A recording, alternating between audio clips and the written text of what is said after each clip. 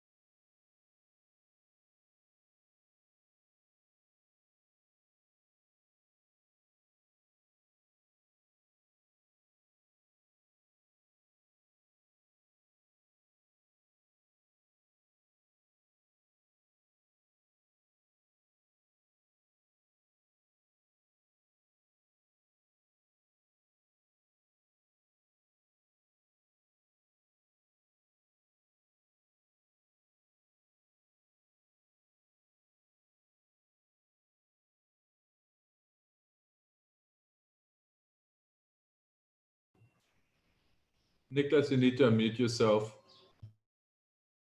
Cheers.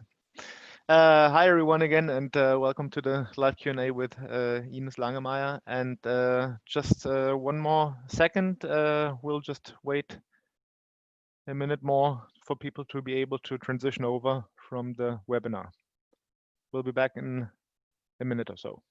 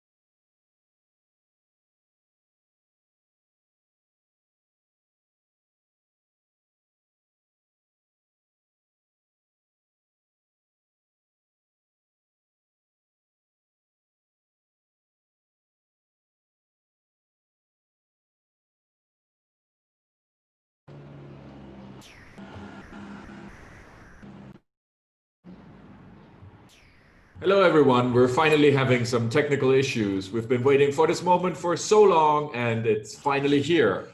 We lost our presenter right now, but I'm sure we can get her back any minute. So please bear with us for a moment while we try to reconnect Ines to Zoom.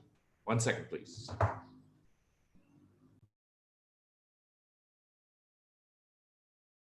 Well, make that 1 minute, not 1 second. Maybe 2, but we'll manage.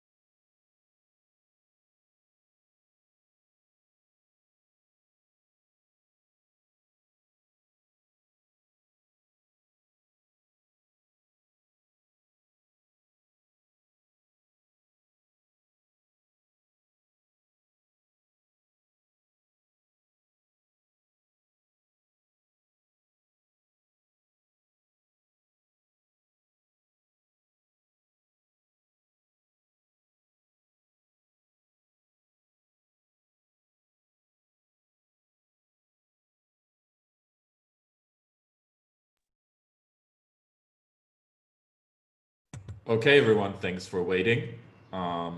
We have Ines back, so we can continue with the Q&A. Niklas is here too. Wonderful. I'll disappear to the background again. Let's have some fun. Thank you. Yeah, thank you very much, Martin, Thanks. for helping out, and good to have you back, Ines. Yeah, I was wondering what kind of learning we need in order to overcome this very short crisis. But yeah, thanks so much for your talk, Ines. It was really wonderful and very clear and thoughtful and very dense also. And I think there's a lot of yeah, good, how to say, points of departure to take a discussion here, and we have good time for that. And I just want to remind everybody, if you have questions, use the Q&A tool in the bottom of the screen, and I'll then read the questions to Ines so she doesn't have to look at them meanwhile, so we can have a more lively discussion. But yeah, Ines, thank you very much. I have the privilege, I guess, as moderator here to be able to ask the first question before going into the other people's questions. And I think actually it's really important, the term that you mentioned, sort of emancipatory learning. What can we understand by emancipation, and how is that connected in your talk to, well, one could say maybe a long-term vision of trying to understand sort of human development as part of ecology and sort of the earth and, yeah, history, I would say. But I was wondering, sort of this long-term perspective of learning that seems to be ingrained in your understanding of emancipatory learning, how does that connect to a learning sort of in the here and now, especially when we think theories of that try to connect the human being to the ecology of to the ecosystems? There's a lot of, well, dwelling with the moment in order to understand that we are also part of the interconnectedness with the world. But how does this sort of learning from being in the moment connect to your understanding of emancipatory learning sort of in the longer run? Well, first of all, thanks a lot for the invitation to this conference, and it's well organized, although it was a kind of difficult situation right now just to find how to click in again. And so I'm glad to participate in this conference, and thank you for your question about the emancipation. And I try to start with this as also a summary of what I've said before. It's really about this broad perspective on how we connect to the world, how we are actually a being in the world. The mankind is, according to a very famous researcher on climate change, for the first time in a situation that we could deliberately act actually on crises such as the pandemic or the climate disaster. According to this diagnosis, we could see what I call this emancipatory goal, that we should not reduce learning processes or our thinking to just short-term goals or perspectives. We really need this broad perspective on how we act upon the world, upon ecosystems, upon socio-economic systems at the same time, and how all this affects our lives. This is a very broad perspective. And I think, I mean, it's of course too much for 1 second to think about it. Yeah, it's of course something that needs engagement also in the long run. But as I see developments right now in the educational sector, we see that people are trained, not educated. They are constrained in their trajectories of learning so that they just focus on very short-term goals rather than long-term goals to really become engaged. I mean, it's so difficult. How can we engage? It's so difficult to cross actually this boundary of the educational system to get engaged into issues that are now relevant also in face of a crisis. So this is kind of what I try to convey here, that we should be encouraged, that we should dare something to change. It's already changing. It's a tremendous change that we are now beginning to realize. And if we are ready for this, it could lead to very interesting and very encompassing forms of learning. This is, yeah, my hope actually. And I think this is a very important hope. I was just to sort of push you just one more on this question of the short term, because I'm thinking you mentioned especially sort of short-term economic interests, and sort of try to then conceptualize sort of the long term as to some extent maybe opposed to that, or at least sort of as being sort of in relationship to that. And I was just wondering, what about sort of well, short-term interests that in themselves are contradictory or paradoxical? And that's what I meant a bit with the sort of trying to also live in the moment, be happy with the moment, in the moment, when, for instance, I don't know, let's say sitting outside in the sun, enjoying a cup of tea, right? So how does that, and feeling connected also with the world, for instance, and feeling the soil, the sea, the air, and so forth, how does that play together with sort of the short-term economic interest that you seem to see mostly as problematic? And is there not a learning, also an important learning in being happy with the moment?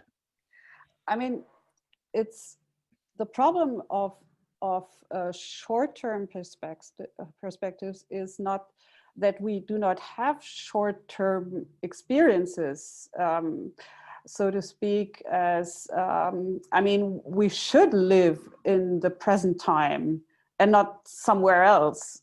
It's good to be in the present. And if there's sunshine, enjoy the sunshine.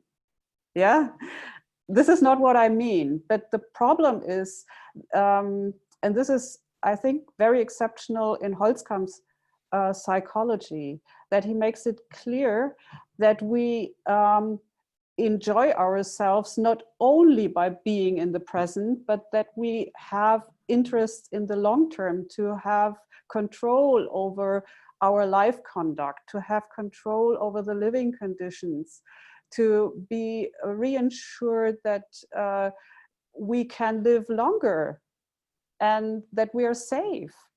I mean, it's not really joyful if you are in the sunshine and if you think, well, tomorrow is the last day, okay? So in this situation, to feel the constraints of only seeing your lives in short-term perspectives, this is a constraint. And this is what we should learn. I mean, people got used to these constraints so much that they just think, okay, if I pass my exams in 3 weeks, I'm fine. And after this, I'm going to do something very extraordinary, like getting drunk and something like this. And just to get it away. This is not being connected to oneself. This is not a way of living a life connected to your own goals and to say, I'm the person in control of my life. And this is what Holzkamp made it clear about this concept of generalized action potency, because, or a generalized agency or capacity to act or whatever. It's difficult, this German term of Handlungsfähigkeit, to translate it into English. But as you see in this manner of looking at my quality of life, to see the long-term goals and the short-term goals connected, this also means that we are connecting to each other. We are connecting to other people and their interests, and also, of course, their interests, their life interests, to also have control over one's living conditions. And this is how we can actually be united. This is very extraordinary to emphasize this. I mean, how many scientific perspectives just accepted the competition or the competitive way we are connected in our society today. Many just take it as, well, this is normal, this is just usual. No, it's historical, and it has a tradition, and it has causes in the society. And this is what we can learn about, why we are set in a competitive way to each other, so that we do not strive for mutual enrichments for the common interests that we have. Yeah, and I think, I mean, as you mentioned now, it's the sciences who partly accepted that Yes. competitive mode of operating. And we actually have two questions now which came in that refer to also educational organizations. And I mean, these are of course connected often, the science and the educational institutions. And they go into a sort of similar directions. Maybe I start with Gordana's comment and question, which is a bit longer.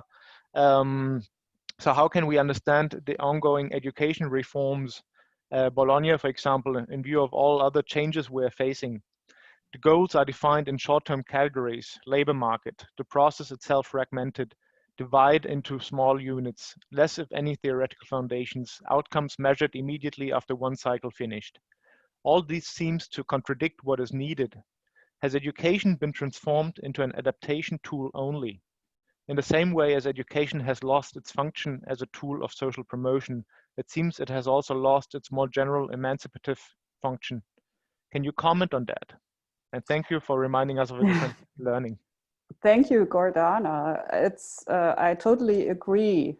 It's she expressed it very well. It's the bureaucracy, the needs of the bureaucracy that are met in the Bologna reform. It's because we are anxious in the system, let's say, not that I'm anxious about it, but the system is kind of looking at us and not trusting the educators and the learners that they would come up with something that is useful. Yeah, so they want to reassure that we produce something useful.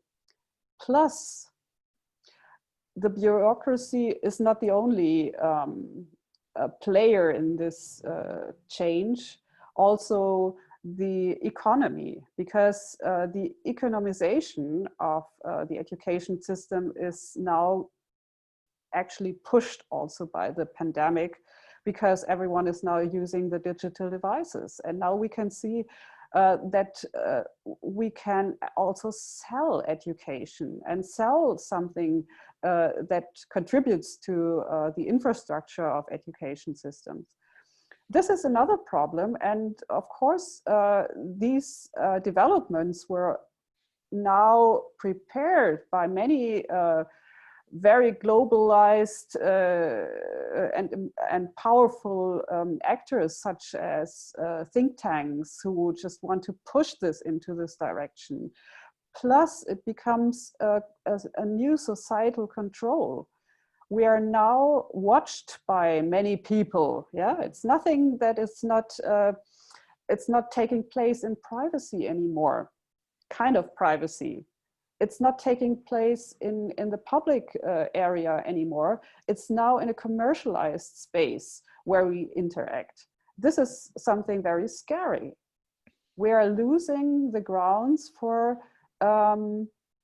developments, for individual and political developments that are not watched by other parties. This is very scary. To return sort of to also the question that in a way Gordana started with, I mean, there was also not only sort of analyzing that educational institutions may be, how to say, jumping onto the wrong bandwagon, so to speak. Ernst is following up in a way on that and asking, well, great talk, and how, and it's great how you help us to rethink learning in connection to the contemporary crisis. You're mentioning the importance of educational institutions, and here my question. how to reorganize educational institutions that they enable the kind of learning the crisis of today require? Wow, Ernst, thank you for this question, but it's challenging. I mean, I'm not having a plan here to say, well, this is how you reorganize the educational system. It's going to take a lot of time, I think, to get it started. But I actually hope that there are new initiatives to reorganize the educational systems globally. And maybe this is kind of a starting point to think about it. How could we do this? We are isolated and individualized actors. I think that's a very good analytical perspective by Drury and Meyer to think about how we are actually empowered as actors. And this also implies not being only empowered, but also be disempowered. We are losing kind of certain powers by taking certain other powers and mobilize certain other powers. This is also technologically driven how we are becoming actors.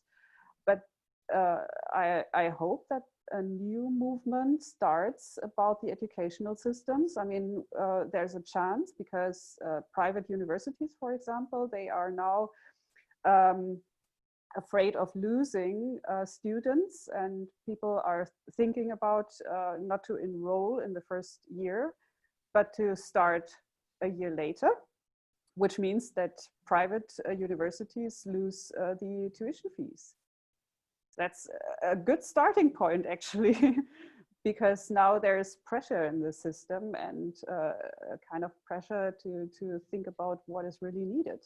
And also people now realize in Germany, there were 5.5 billion euros set or pushed into the system to digitalize schools. Not many schools have actually withdrawn this money or applied for this money to start with the digitalization. But this is kind of the context that I now want to talk about. Because right now in the pandemic, people realize that digital devices are not so useful as they expected. Of course, they are now necessary because the infrastructure is necessary. The remote teaching is not possible without the infrastructure. But now people realize that teaching and learning is more about relationships, that it's more about being really in contact with each other, and that it's not sufficient. I really agree with Ernst and also Athanasius, who wrote about it, that the digitalization is combined with the ideology that learning and teaching would only be about a transfer, that we only need to transfer knowledge and everything is fine. No, we are not distributing knowledge pieces, information pieces, and so on, and we're not swallowing it and then we are fine. Learning is engaging with the world and the problems in our globalized world. And this is, we need the space for this. We are losing this space. This is what I want to say. We're losing a very, very important space to act on this. Thank you, Ines. And actually, we have a question by Michael Bambergs, which somehow follows up on this, asking more specifically about the role of psychology in this. So he's writing, thank you, Ines, really interesting talk. For me, maybe others as well, the question arises, how can we take these general emancipatory learning orientations and nail them down? And maybe the language of learning goals is a good one here. I'm thinking of societal learning goals, institutional learning goals of the discipline for us psychology, particular courses and even particular units within particular courses. Where would you place emphasis? Any advice? I mean, to nail down is, you can start it from many perspectives, how to approach the system. And it depends on who or what is your role in society. If you're a teacher, you could do it with the content and start to think about the content as well as the didactical setting and so on. You can start to question this. Why is it so that we have to learn about this and that? And what does it mean? There's a famous poem in German by Bertolt Brecht about the about the learning and how important learning is. And he says, for example, in this poem, learn the ABC. It's important, but it's not sufficient. Learn it. Yeah. So it's kind of always moving beyond. It's not replacing and saying, hey, what you learn right now is bullshit. Just forget about it. It's not only this. I mean, what people learn right now is probably not in general superficial or irrelevant or so. But the manner how it is actually distorted or restricted is the problem, that people do not move on. And I don't know how people experience it. I'm, as a teacher, experiencing situations where students are not asking further. And if I do this, they are irritated. So this is kind of a situation where I would nail it down. Why is it so?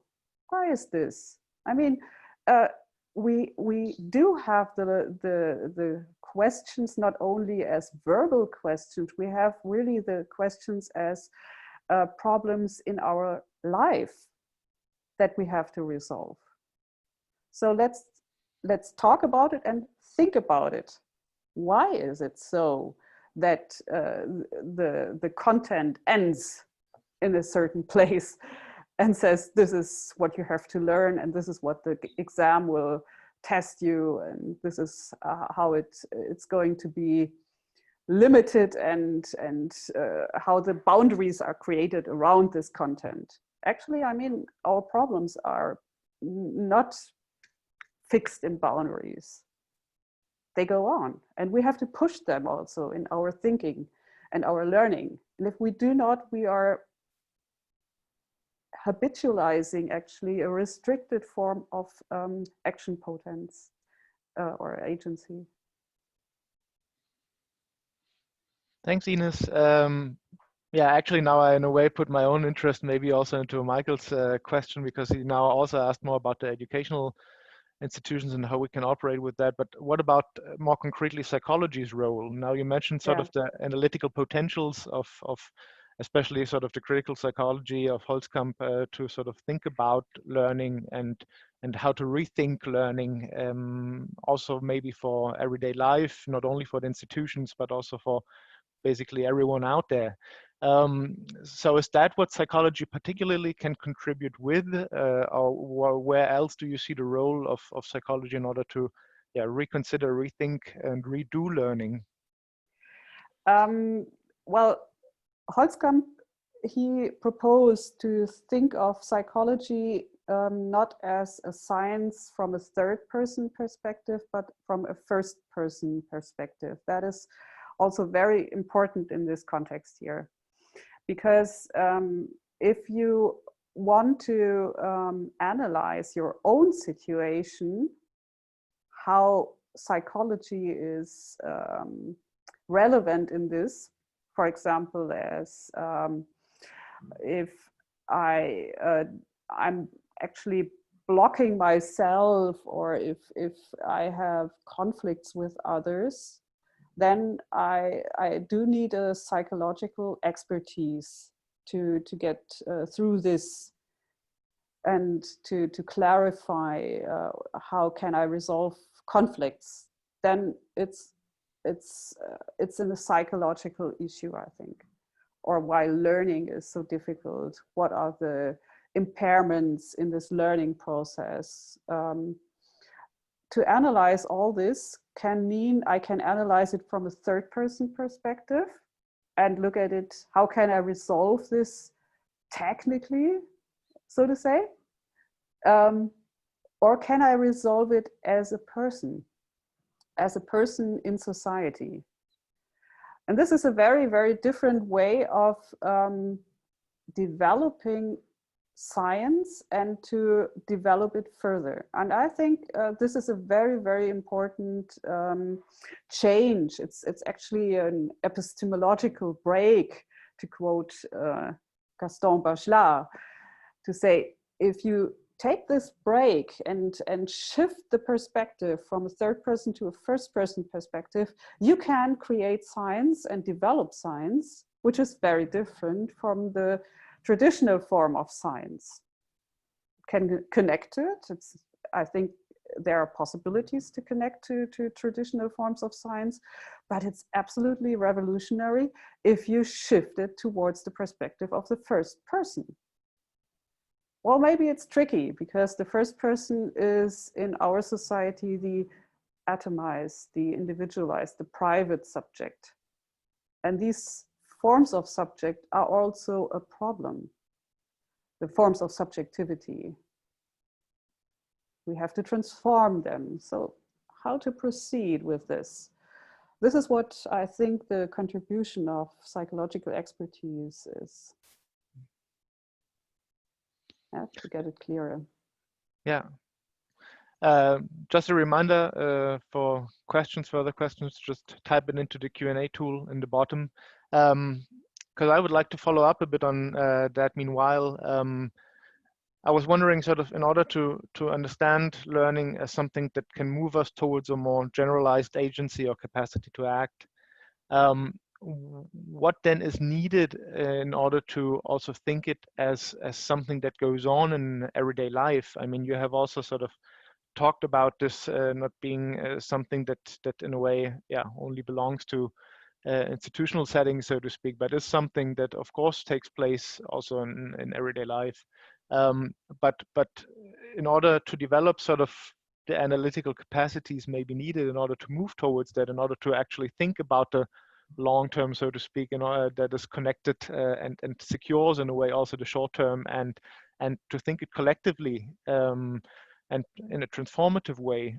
What is needed of the sort of single individual? I'm just thinking back to some of the critiques that Danish critical psychology has uttered towards German critical psychology. Do we need to basically educate towards a whole bunch of well, academics that in a way are able to reanalyze the situation on a daily basis and use the critical psychological, for instance, conceptual framework in order to do so? Is that sort of the goal? Very interesting question. It's kind of this question to think about micro and macro perspectives. This is how I understood your question. Yeah. And how to think that in an everyday life context? Yes. Yeah. I mean, are we able to observe the big questions of our society if we look at everyday life and the conduct of everyday life? I think the perspectives are mediated or must be mediated by many further thoughts. It's not immediately there. It's not that we can just walk out and say, if we just look at reality, it's obvious how we can address actually the bigger questions. I mean, there are possibilities. Sometimes it feels like that they just pop up, yeah, that they're just like in the pandemic also, to think of the trade-offs between health and education, for example. It's obvious that there is a danger to our health, and that it's reasonable to make a shutdown or a lockdown of many educational institutions, but at the same time, this reinforces violence in the private houses. Children and women are the victims mainly, and also education is not as strong anymore. There will be very difficult problems to resolve after this crisis, if you look at how people have learned in these times, the inequality will or has already been rising due to this lockdown in very many places. Some children have good conditions to learn at home. They get support. They are not depressed by being isolated and so on. But others really have a lot to carry in these days.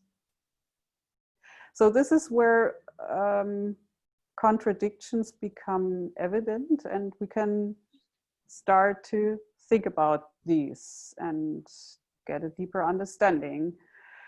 This is possible, but there are many the everyday life conditions are not just there, or they just do not present themselves as something that we can learn about. We need to be very active in our questioning. Why is it problematic? It seems so evident and it seems so normal and so on.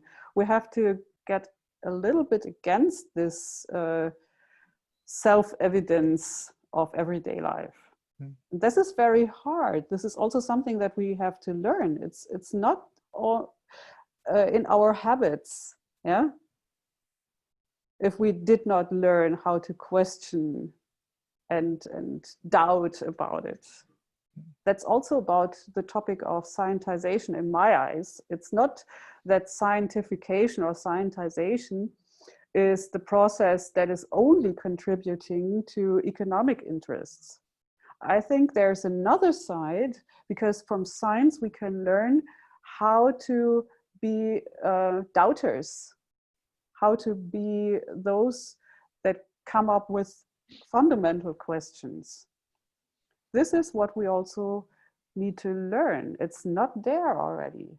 We cannot address all the students in the world as people who already have in mind that we need to be critical of something. No one is critical by someone's nature. It's not in our nature to be a critical person. So if I understand you correctly, one could say that an ideal that you see is that, well, we could in a way also maybe by the help of psychology and psychological language, by also rethinking in a way that that we all become a bit more critical scientists of our everyday life together. Is that sort of an ideal that you would maybe formulate? Of course. I mean, how else could it be that we start to think about long-term perspectives? The everyday life is somehow full of constraints that ensure that we are not thinking about long-term perspectives. It's kind of a privilege, also because of wealth that we have. There are conditions that make it possible that we are thinking about 10 years or 20 years from now. Mm-hmm. This is a very privileged condition. How many people are not thinking even about 1 month? So I'm not saying, or I don't want to say that it's only a question about education, but it is as well a question of education. And this question is a social question in terms of that it's situated in societal conditions. I cannot tell people who are really struggling in their way of existence to find food, to find a job, to find anything that just saves them for the next month. I cannot tell to people, hey, think about what is in 20 years. There are not the conditions, we have to create the conditions to actually educate ourselves in this context, to think about the long-term goals that are in our interest. That is so difficult. And I have no recipe for this. I have no recipe, and I'm not providing a good plan to the people to say, here, this is how you can nail it down. But the first to start with is probably to pose this question: how can we actually create the conditions to think about the long-term goals in a common sense? That means that we unite and be solidarity, or show the solidarity to others, and not in terms of that I'm looking to create a perspective for the next 10 years at the expense of others. So that is very difficult, and it must be addressed from very many societal standpoints. Yeah, and maybe sort of a final question in relation to sort of this ideal of being able to create conditions for people to sort of, in a way, develop the agency in everyday life, and sort of that well, how to say, hoping isn't only a luxury, as Mark Freeman said some days ago, but actually we create conditions that everybody can develop long-term goals and work on that together. But what can the role be here of also the technical sciences? I was thinking, I mean, and engineering sciences, I have the impression this is a moment also where, in a way, maybe there's also a broader consensus, a broader call for the critical sciences and the technical sciences, if you want to make that kind of differentiation, to work together. Do you all also see this as a moment for that, that this could perhaps happen, a better integration of these?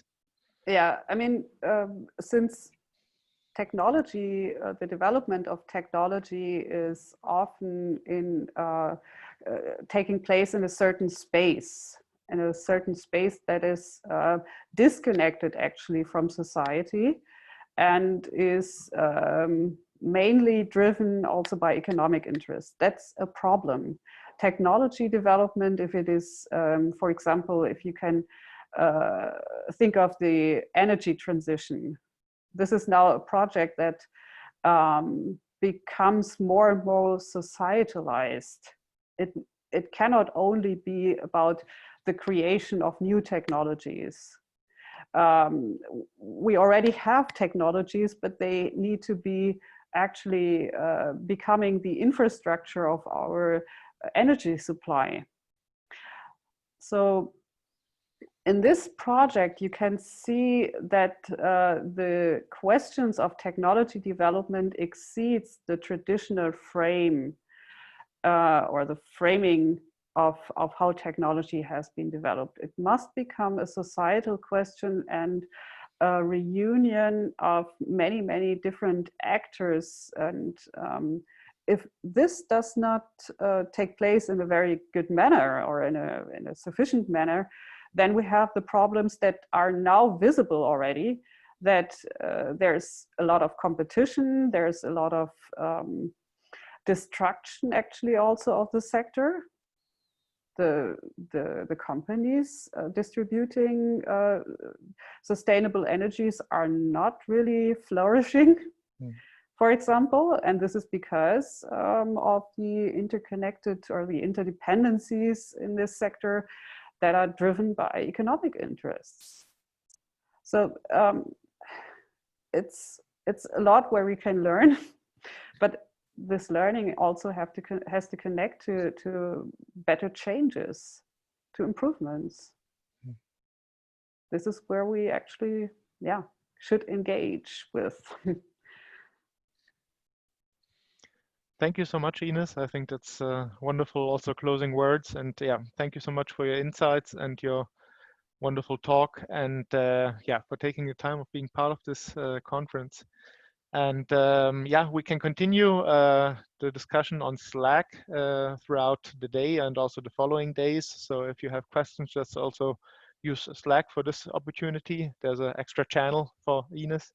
And yeah, and I hope you enjoy the rest of the day and the rest of the conference. And see you soon again, I hope. Thanks. Thank you so much, Niklas. And thanks for the audience. Cheers. Bye-bye.